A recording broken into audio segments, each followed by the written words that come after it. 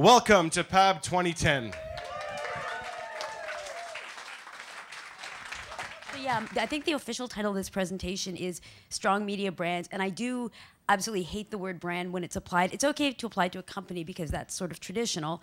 I hate it when it's applied to people or when people are expected to apply to themselves. It drives me nuts. I also don't think, frankly, there's anything terribly new about the idea. I mean, looking at this again from a journalistic perspective, since that's the one I come from, the idea of sort of making a name for yourself or building credibility or an expertise on a particular subject. I mean, that's been the case since, Gutenberg launched the printing press. That has always been the way it is. Now, of course, everything does move a lot quicker, and you can screw up your reputation in 140 characters or less pretty much instantaneously. But other than that, it is really the same principle applies. So there's nothing wildly new there. And I think that my concern, and again, this isn't so much on a media outlet level, although I'm sure people in a higher pay grade than me who work on marketing and affinity management and all that stuff would say it's important there too, is I worry when journalists seem more concerned about their brand than they are about the quality of the work they're doing right then. Because I do think it's important you're a journalist, you're never supposed to be the story. And I think it goes along with that where you can be really happy to see your byline showing up on a story you're really proud of or on content that you're like, wow, I'm so glad I created that. That was excellent that I did that, go me. You never want that to be dominating your thoughts to the point that you're not trying to do the work in the most responsible and frankly, everyone aspires to be brilliant way possible. So that's also really important.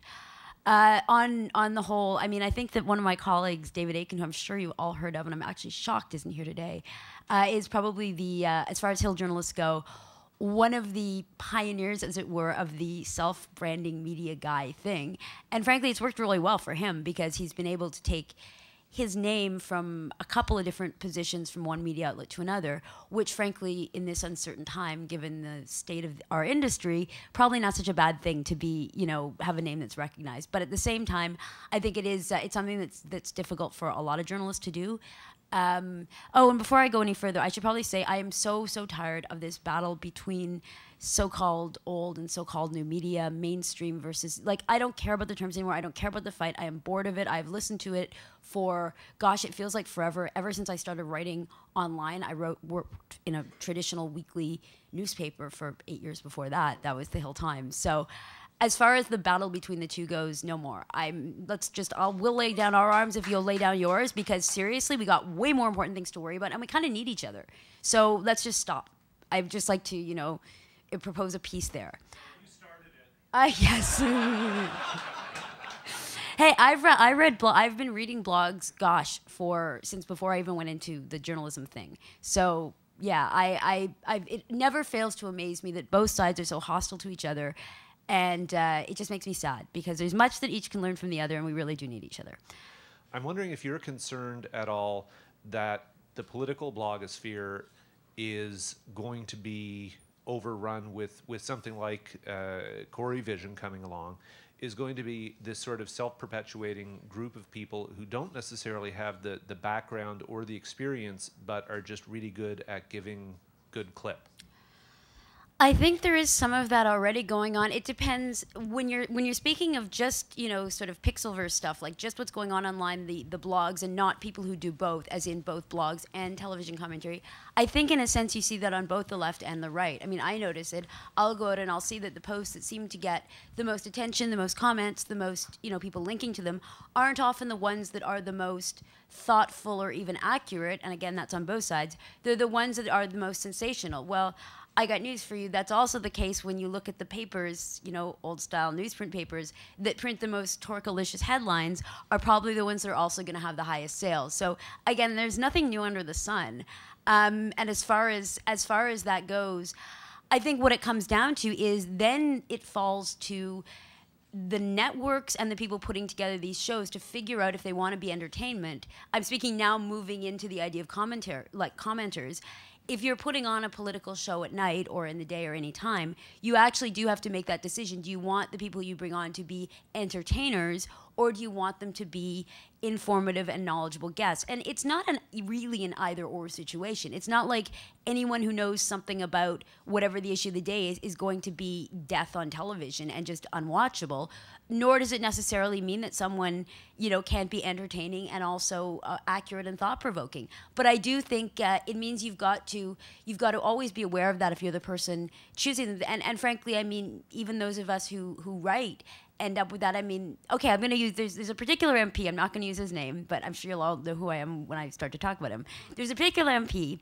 He's from an opposition party. He's from, I'll say Manitoba, that's probably close enough.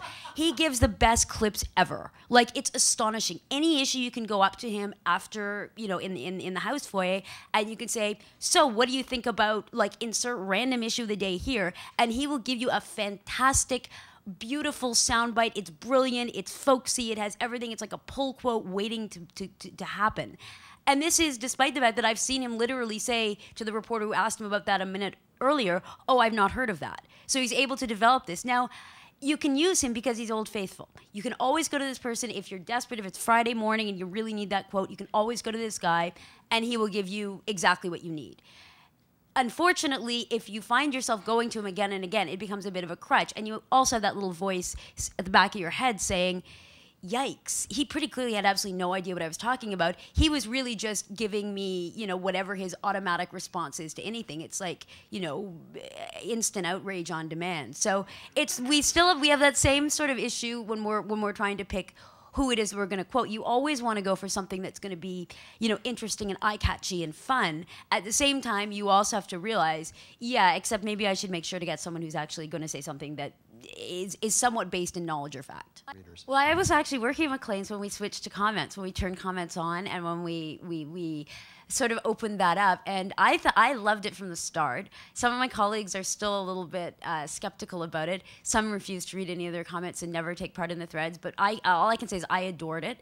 I do think it comes down to the, as far as the outlet went, well, let's face it, you get commenters talking and people are going to come back and that's page views, and that's kind of what they want. They love those numbers. So if you actually do get a good discussion going on, which is, I'm not going to go off on a rant about technological issues, but suffice it to say that threading was a very good introduction to the comment threads because it actually allowed discussions to take place. In that sense, I think that media outlets are probably enthusiastic about anything that gets people coming back and visiting and making any site their regular hangout. One thing that I find really interesting particularly I think it happens in some of our comment threads as well, but I've always seen it in the Globe and Mail, is people will actually, there's like a small contingent, 20, 30 commenters who actually seem to use it as it's basically like a little chat room. They may take whatever the headline story of the day is, and they'll start with that. But then within sort of 20 or 30 posts, they're talking back to each other about the issues of the day. It's just actually become a little discussion. And they'll say, see you in the next thread. And I think that's great, actually. And frankly, if I were a media outlet or running one, I would be really trying to make that more the rule rather than the exception, because anything is great if you've got people feeling comfortable enough that they're going to come back and make you their regular place. Well, I can't think of a better way than to allow that conversation to happen. Politicians are, believe it or not, human. So you've got some that are technophiles and who will absolutely go for the new thing. James Moore, I think, had an iPad he's the Heritage Minister, had his iPad within 2 days of it launching in the US and was using it in the House of Commons and was very happy about it. Stockwell Day has a Kindle. You've got people that actually embrace the technology as a technology because they're like us and they actually kind of like cool gadgets. They are human beings. There are others who pride themselves on not actually carrying a BlackBerry. That's for staff to deal with. Take a very old school approach, who may have a Twitter account in their name, but they probably have very little idea as to what Twitter actually is. It really depends on the individual. I think it's natural for politicians to see any technological development or anything really in terms of what it might mean for them politically, particularly in a minority government where they may have an election at any time, and it's a very it's a job with not a lot of job security. So give them some sympathy for that. But I do think that I think in general they're like people they're like the larger population. Some of them get it, some of them don't. Some of them only see it as a way to game the system. I actually adore the fact that we have so many politicians who are online. There are some who absolutely do their own. Tony Clement, who's the industry minister right now, is a great example of someone who actually, he absolutely tweets, himself. That's his. That's no one else. That's not an aide. I know because I've actually DM'd him to get information quickly, which makes my life a lot easier too. Thank you very much, Kady. Thanks.